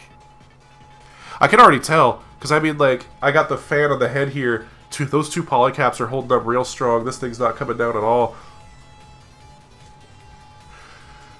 Almost looks like... I think the only joint on mine that's even slightly loose is the outward shoulder movement, and even then it still holds a pose. Yeah. You ever played Spore? Because this is reminding me of Spore right now. like when you're in the first Picard of the game and you're like an amoeba, just going around eating stuff. I should play that game again. I really do appreciate that a lot of this inner frame detail is polystyrene, though, because it gives me less anxiety about painting it. Yeah, I'm pretty sure that the only parts that are not polystyrene are load-bearing. Yep. In some way. Which, you know, that's the best way to do it, I think. Yeah, because, like, the neck joints and the joints for the arms are the only parts in this little sub-assembly that are ABS. Yeah, 15. And I don't really want to pick mine up off the shelf. I mean, I could, but if I remember correctly, this thing gets hefty. I mean, it doesn't surprise me. It's a chunky boy. I mean, it's like it's the same. Taller than Zabungle. It's like the same height as the RX-78. It's just wide, with big ass clown shoes. Yeah. I'm calling them clown shoes lovingly. The big feet are a design choice I actually really enjoy. It's like I like the Rick Diaz so much. The Rick Diaz to me really feels like a combination of Nagano and Okawara mecha design, because you kind of get elements of both in that one. Mm.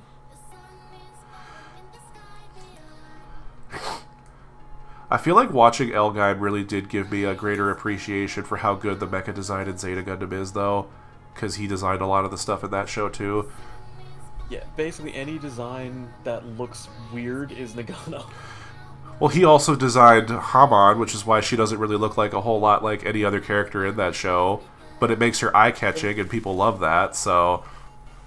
You ever see the concept art for Haman? Yeah, I love that the SD show referenced that. Or no, it was the one where she's an office worker referenced that. She puts on that costume and she's like, this is ridiculous. Just a 5-star stories character, straight up. Yeah, that's another one I should watch. Because you've been showing me like some of the mecha design from that show, and I'm just like, damn, some good shit right there. I do have a high-grade Elgaim pre-ordered, by the way. I gotta wait until September to get it, though. Wanted to lock that in. A lot of paint. I plan on painting some of the inner frame copper, because I actually got a copper-colored paint for that purpose. I also got that because I wanted to paint the inner frame of the R3 Mark II with a lot of copper, because that's what the... High Metal R action figure does, and it looks so good. I would say it's more of like a brass. Maybe it's brass. The copper was the closest thing I could get to that. That's fine. So like the horns on the head and like the feet, those stay brown, but any of the like pistons and stuff, you give that a brass color or a copper color. Chef's kiss. Because I feel like that just works so well. I love the high-grade Elgaim as a kit. Like, the sculpt is in... Especially the 1.5 they did. The sculpt is, like, perfect. But, man, the amount of paint you have to put into that thing. Yep. I mean, it's a kit from the early thousands, just with a couple of new things added to it. What do I need next? G and H.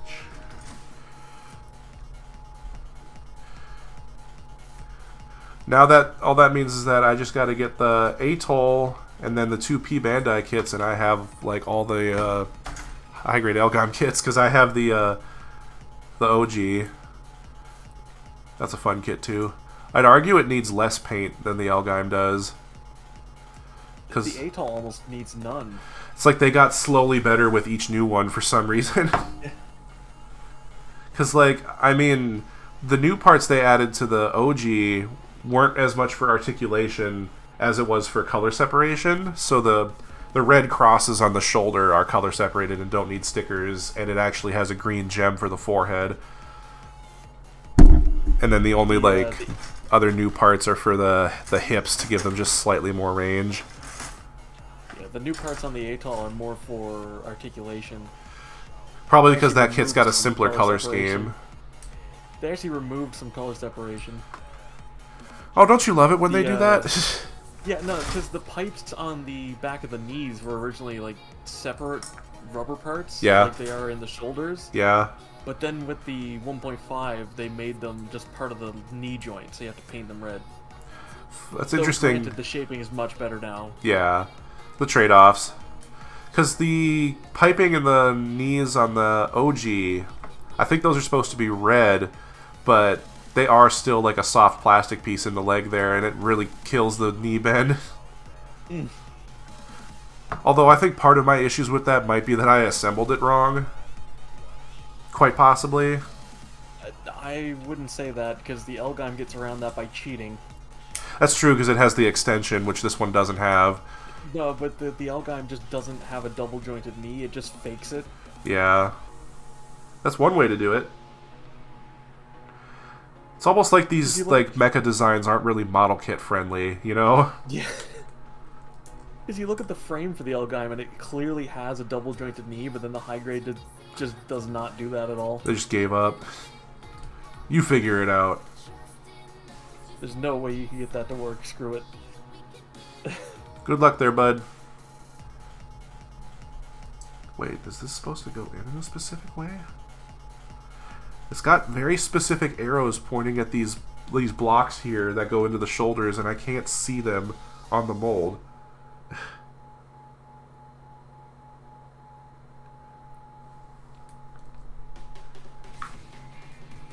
Like, okay. I'll just figure it out, I guess.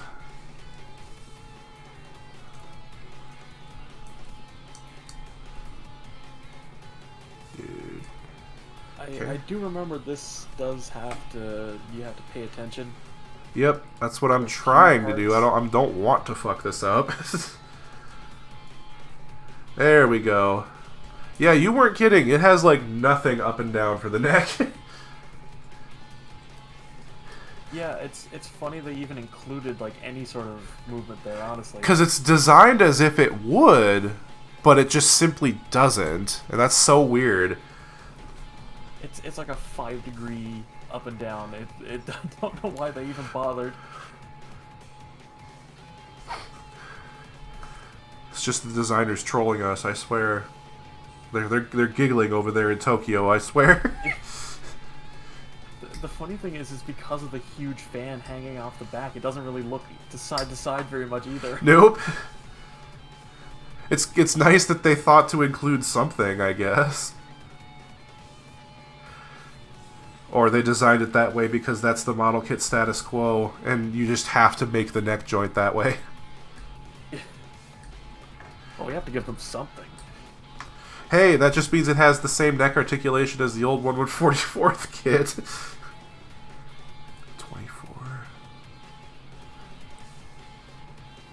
I mean, this design is so... I almost want to say it's toyetic because I feel like the way it's designed does lend itself to being able to pose a lot. So it's great for like a kid's toy, which is definitely intentional. So that's something Okawara is incredible at. Like every single mech design he's ever done is like super like easy to make a toy of. The simpler the better, because I feel like you get to more later Gundam stuff and then you kind of lose that. Although he had less involvement with that stuff as well. That's not a G Gundam. Was he involved in G Gundam? If I remember correctly, he did like everything in G Gundam. Hell yeah.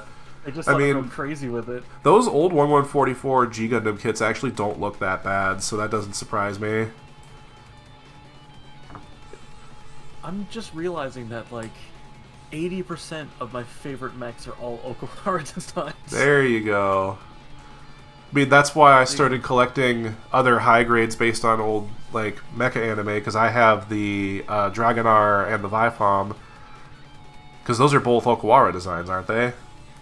Yeah, they look super good next to each other. I have them on my shelf, like flying in formation. Me too. They're literally right behind this camera that I'm filming this with. I'd pick it up, but it's bolted down so that it doesn't move too much, so like literally I have the Zabungle kind of standing there because you know that thing doesn't really fly, and then I have the Dragonar and the Vifam on little action bases flying with their guns out.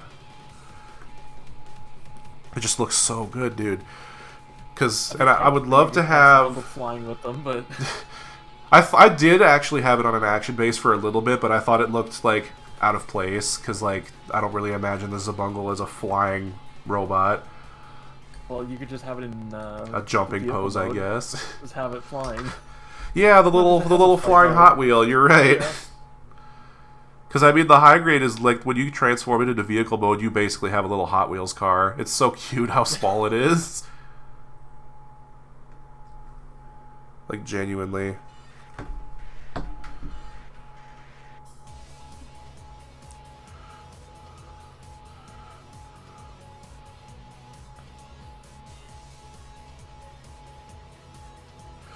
I think for today's stream, I want to try and at least get the everything for the Gallia hover built, or at least close to being built, because I do have some evening plans tonight.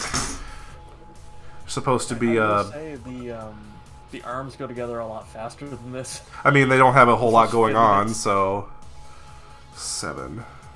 I love this cream color that all the white pieces are. Yeah, weirdly, it's actually not like a cream. It's like very slightly minty. Yeah, it's good. I mean, yeah, it's like slightly green, which makes sense. This is just... I don't even want to think about trying to color match that. I think it's the same white they use for a lot of Gundams. That's a little bluer, I think. Do I have a good example offhand here? The Revive? I put that in storage. It's not going to show up well on camera. I have the HG G-Quox on my shelf. I don't know if that's the same shade, though. It's close. Let me put this together real quick, and then I'll grab her. I love this bit of gray detail on the inside here, though. That's a nice touch. And then got that forward-facing one there for good machine gun poses, but let me see. I'm going to take my headphones off for just a second.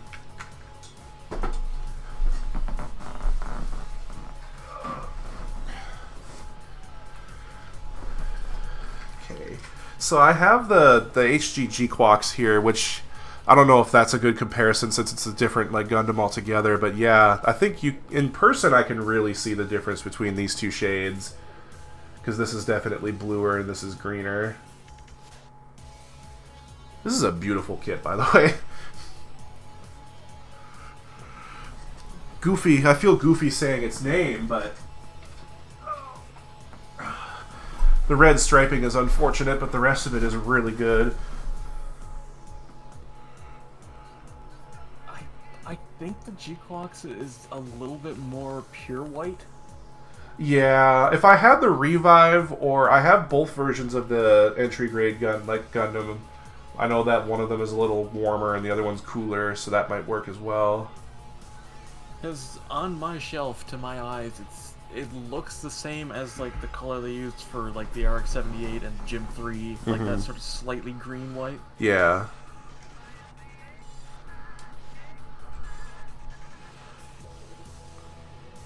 It's coming together. I really do hope this gets a high grade, though. I'd be happy for people who get it.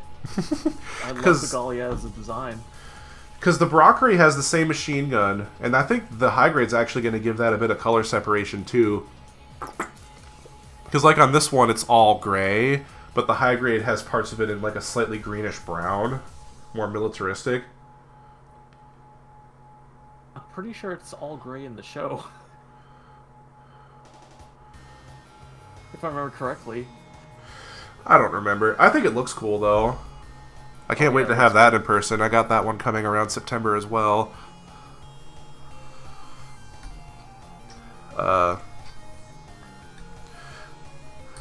It'd be cool if they did something like the Duran, or whatever you call that one, because they made a 1/144th scale version of that as a model kit included with the Soul of Shigoken Gallia. Because the Soul of Shigoken Zabungle comes with a little model kit of the Broccoli, so that's why I was wondering if maybe they would do that as well. Because I think the Duran is a really... or Duran, I don't know how they pronounce it. That's a really underrated design, though. The little bug with the spindly arms.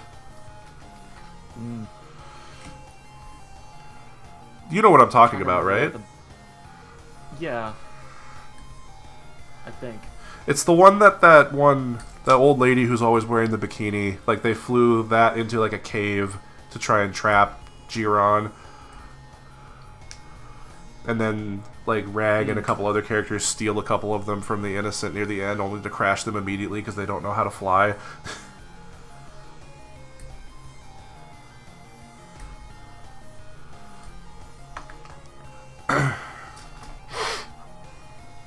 It looks kind of like a beetle. It's like white and blue in color. And then it has just these really spindly legs and arms. Yeah, that is the one I was thinking of, because I really like that design too. Yeah, it's like that's kind of why I want to get the Soul Chogokin version of the Gallia, because it comes with a model kit of that. But if they make a high grade one, then that would kind of make that obsolete now, wouldn't it? But honestly, I really want them to make a big Iron Gear. That would be sweet, dude. It doesn't have to be. It doesn't have to be 1/44 scale, but that would be intense, dude. How tall would that be? Someone made a 1/100 one, and it was like 6 feet. That's actually not as tall as I would have thought, but I guess that does kind of make sense. I'm looking at my Zabungle right now, because like the Zabungle and the Gallia could stand up inside of its chest with a bit of headroom. So I wish there was a modern kit of it that transformed, because the Hasegawa kit is just it in its landship mode. Which I get, it's more sturdy, and you just get this nice little thing there. And then it comes with little figures of various walker machines you can display in it. Yeah, and there's also the point of the transformation's not exactly realistic. The old toy did it basically how it did it in the show. The only thing you had to do was the weird swoopy things in the front. You just kind of take those off. Because I guess there's really nowhere for those to tuck in. Because on the original toy, I think those were spring-loaded like missiles.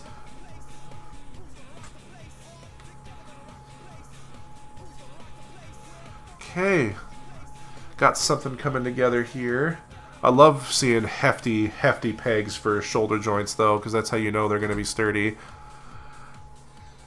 Okay. Oh, I can see what you mean about these going together faster, because it looks like literally all of these steps are build 2 of these. Yeah. Makes sense. H. Probably just going to keep these handy. It looks like a lot of arm parts are on runner H.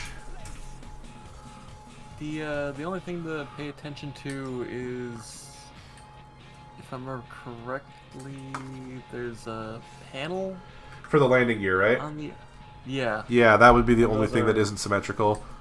Yeah. It's actually kind of funny. If you translate Dalong's review of this kit on his website, he actually mentions that he lost one of those panels to the landing gear cover, so all of the photos he has of it's just got a hole in one of its arms. I can totally see you losing that, though, because that thing's tiny.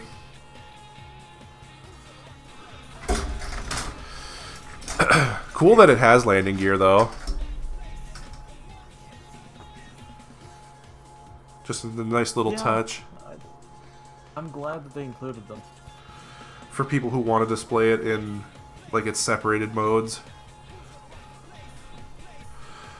Because I don't remember if you actually see its landing gear deployed at all in the show. I'm sure you probably do. There's probably one shot of the main, on the ground with the landing gear. Because I know when they first stole it from the Innocent, it was being hoisted on a crane, so it wouldn't have been deployed there. That episode where they raid the Innocent base and steal the Gallia is so hype, though. Just the way that show was able to carry an action scene through a whole episode with a satisfying payoff at the end is...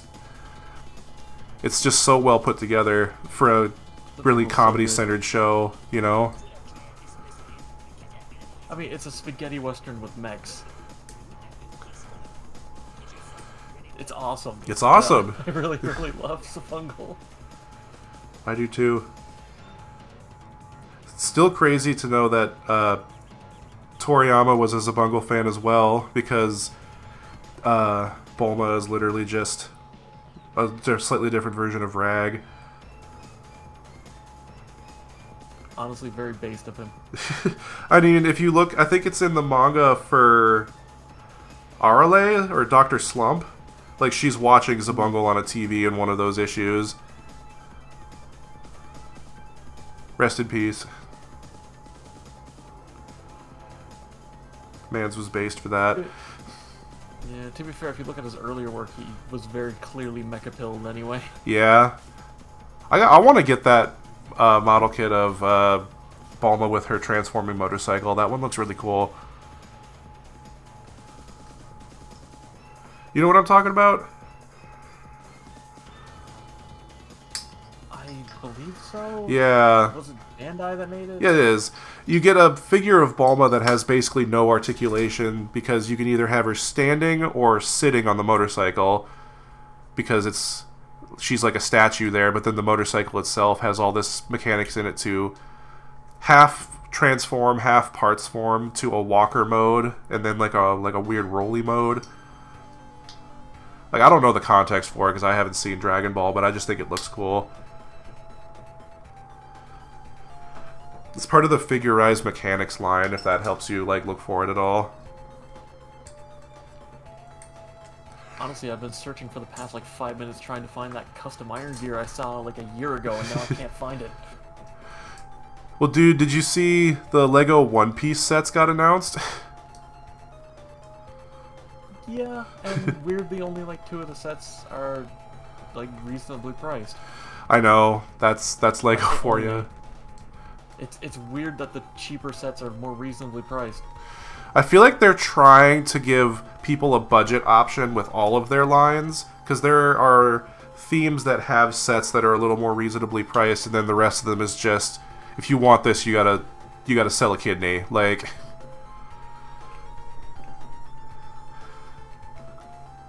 I'm not personally a big One Piece fan, but I feel a little bit of nostalgia for the pirate ship, the is it Going Merry? Is that what it's called? I think, yes. Yeah, like I kind of want to get that because I had a couple of Lego pirate ships as a kid, and that's reminding me of them. I think it was, I guess technically not a pirate ship, but I had that one boat from Harry Potter, the 4th movie. I had a Lego of that, and then I had the Black Pearl, and I just thought those were so cool.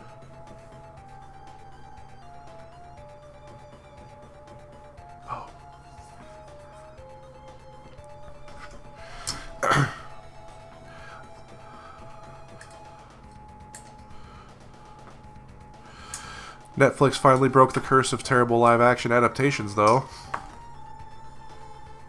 Oh my god, I finally found it. There you go. Put that in the no mic there. I gotta see that.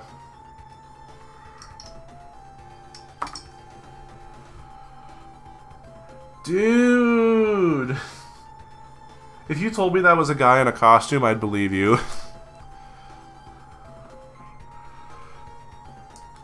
I wish I could have seen that in person. That would have been glorious. Yeah.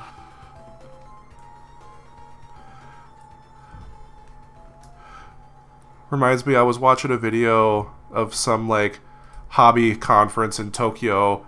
I mean, I don't know if it was Tokyo, but it was somewhere in Japan. And they were interviewing this guy who had made a scale mock-up of... It's the ship from Macross, like the first season, where it's flying over the city, where it had, like, crashed in. And this dude was talking about how all of the buildings were very specifically mapped out like the city in the show. And he was like, yeah, there's the school, there's the, like, shopping mall, and they had lights on them and shit, too. It's just like, mother of God. Oh, yeah, by the way, the coolest part about this custom... It transforms? Yeah. Dude! Look at this, it's the size of a table. Reminds me of those people who made, like, Lego scale versions of aircraft carriers and such. Just like, it's like a whole dining room table of just pure Lego. That is wicked cool, though. And you got all the custom painted, like, walker machines on it, too.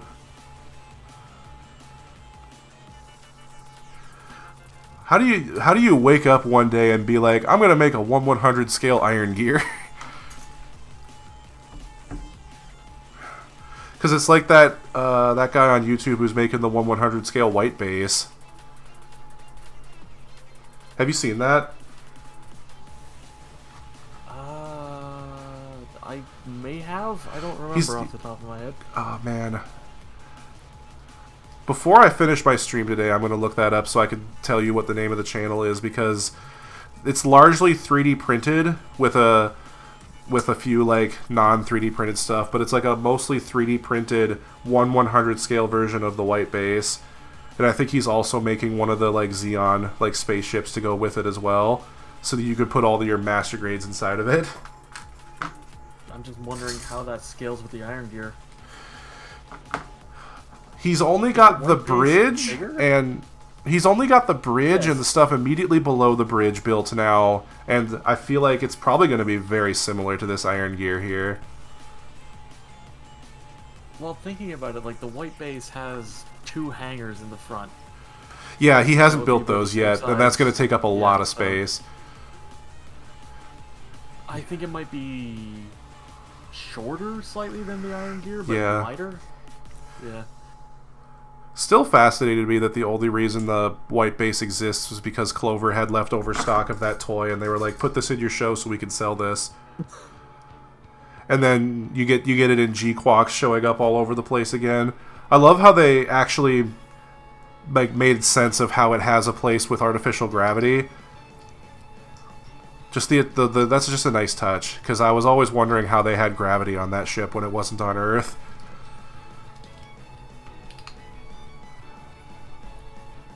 Because the Argama had those arms that would retract when it went into fight, like a battle mode, and that's where the places where you had artificial gravity were, because they were spinning. But the white base, it never made as much sense, so they slightly redesigned it so that that center section is a big spinning drum, basically.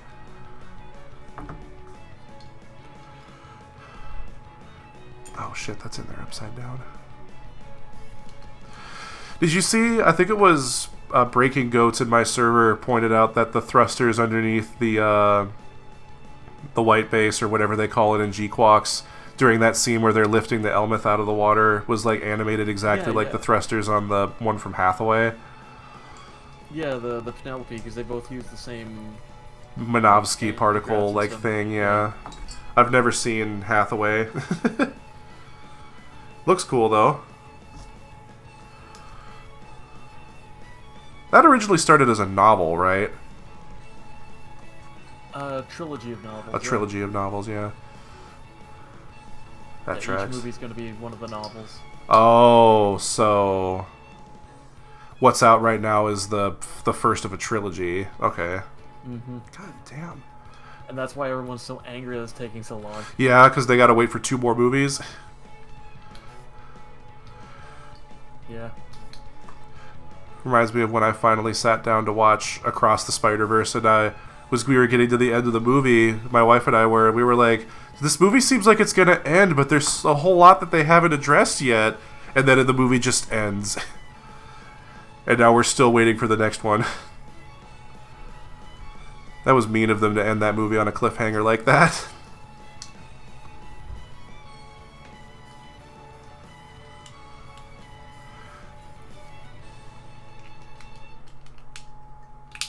Okay, I struggled putting this shoulder joint together way more than I probably should have.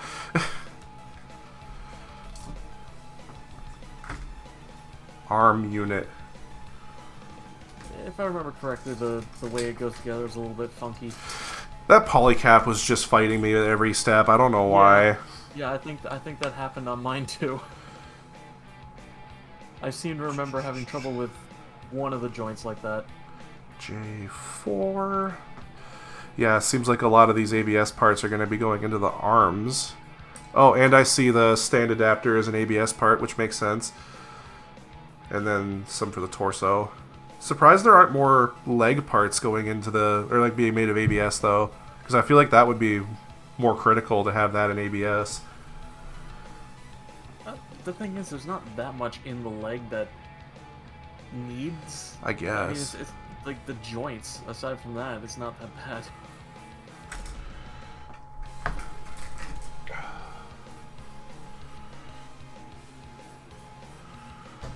And also, I guess with the legs, since it's a land vehicle, it's not as important to have all the joints be super tight. Because you're not going to be displaying it in the air that much. Yeah. I plan on having it in a action pose. I got a action base 1 specifically for this kit. Although, depending on how well these joints hold up, I might refrain from keeping it in the air for too much time. The legs aren't that heavy. Are they largely It hollow? comes from like the overall weight. Are they like largely hollow, or? Yeah. Makes sense. The upper leg, there's not a lot to it, and then the lower leg Just has that starts spot from, for like, the engine engine. on the back. Yeah. Yeah. Honestly, probably the heaviest part about it is just the rubber wheel. Makes sense. That thing's dense.